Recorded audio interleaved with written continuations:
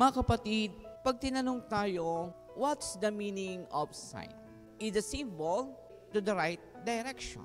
Minsan ang mga simbolong ito ay nagpapakita at magtuturo sa atin na ano ba ang tama, ano nga ba ang mali. May mga tao na isinasaalang-alang nila ang kanilang buhay sa paghingi ng tanda sa Diyos. Kahit naman kayo marahil, no? Lagi kayong humihiling ng tanda sa Diyos.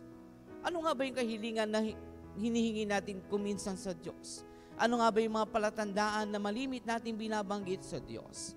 Kaya nga kung mapapansin nyo, matatanong kayo, bakit kaya hinahalin tulad ni Jesus ang tanda kay Jonas?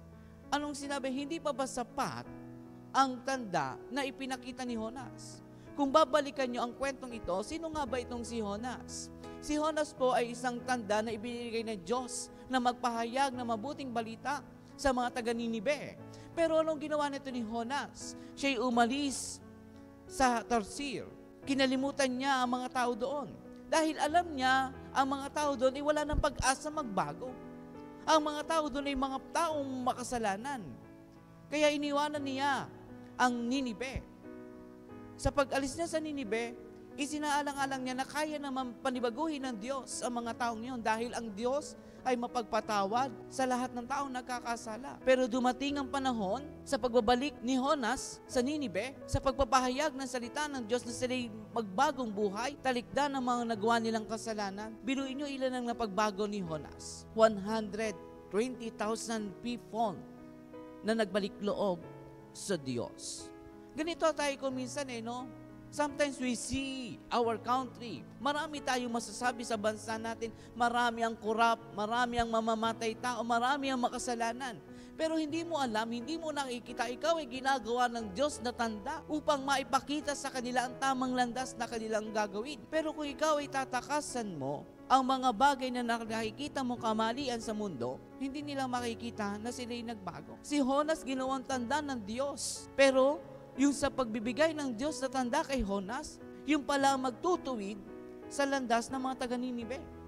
Kaya nga mga kapatid, sa bawat isa sa atin, sometimes ang hinihingi natin na sign is specific, di ba? Pero minsan ang binibigay sa atin ng Diyos na sign, tayo pala yung banal na tanda para sa kabutihan ng ating kapwa. Ito nga yung sinasabi, sa kahuli-hulihan, anong sinabi dito?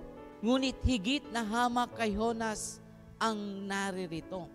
Ibig sabihin, yung mga tao doon ay mas higit talagang makasalanan kesa kay Jonas. Ano ba yung kasalanan ni Jonas lamang?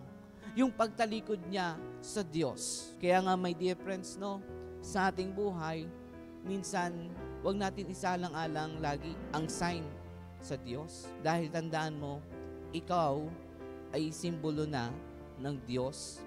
Ang mga tanda na ibinibigay sa atin ng Diyos minsan salungat sa hinihingi natin. Pero tandaan mo, when you wake up in the morning, isang tanda na ng Diyos na may gampanin ka, na may tungkulin kang dalhin sa tanan ang mabuting balita.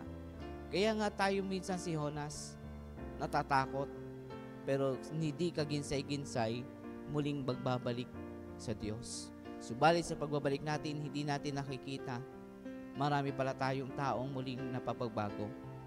Dahil tayo, ang bawat isa sa atin, ay ginagawang simbolo ng Diyos upang makita ang kamalian, upang maitama ang mga taong makasalanan na patungong at papalapit kay Kristo.